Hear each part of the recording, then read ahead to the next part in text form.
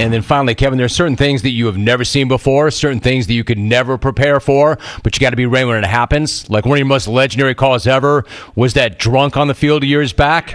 What do you remember about calling that? I remember that the security staff in Santa Clara just kind of was watching, like no one went out and got him. And he ran right through the slot receiver's position.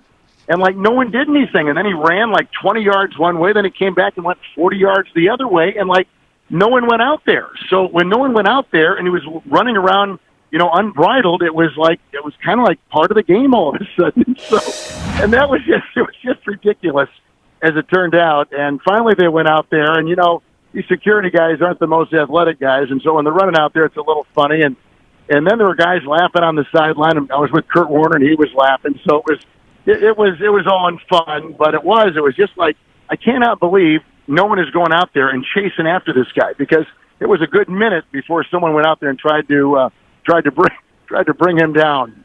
Hey, Kevin, not to date you and I, but exactly where is Mike Curtis when you need him? Right, exactly right. Or Bednarik. I mean, all these guys that would have just put a forearm out there and the guy would have been out. We need Mike Curtis, don't we?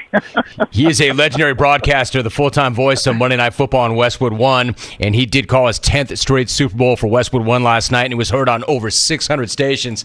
Kevin, I cannot tell you how happy I am that we finally got to do that. Like many people, I have been a fan from afar. I wanted to see you on Friday night, but I got kind of sick back in Miami, but I'm so glad that we could do this, and I really appreciate you coming on.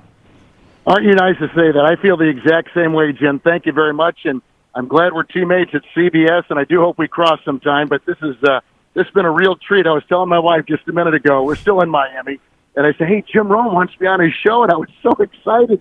And she said, now settle down. But I'm so glad you called. Thank you very much. This was a lot of fun. Kevin, it was a blast. Thank you so much. My staff told me the same thing, like, hey, settle down, be a pro. You guys are colleagues.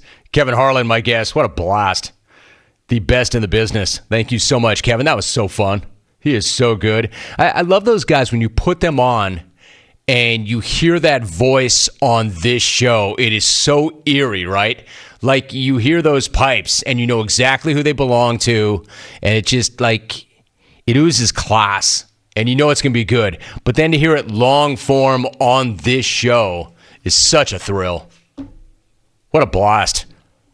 My man's got a whole library of hits. You know them. With no regard for human life. Oh, what a play. And overran, and it's goal. Oh, my goodness. A 61-yard field goal. Xavier Henry. And now he hit the crossbar. After he hit the upright, he hit the upright again. Boomer, you may recall the question was from our good friend, I can't find his name, Matt Morris in Raleigh. Is that right? He's our good friend, and you can't find his name? I couldn't find it. He can't find his. Now he runs the opposite way. He runs at the 50. He runs at the 40. The guy is drunk, but there he goes. The 20. They're chasing him. They're not going to get him. Waving his arms, bare-chested. Somebody stop Look that out, man. here comes the blue coat, Oh, Kevin. they got him. Here comes They're coming the blue from the left. Oh, and they tackle him at the 40-yard line. So good. Man, he was awesome. What a tremendous guy. Kevin Harlan, making time to come on the program.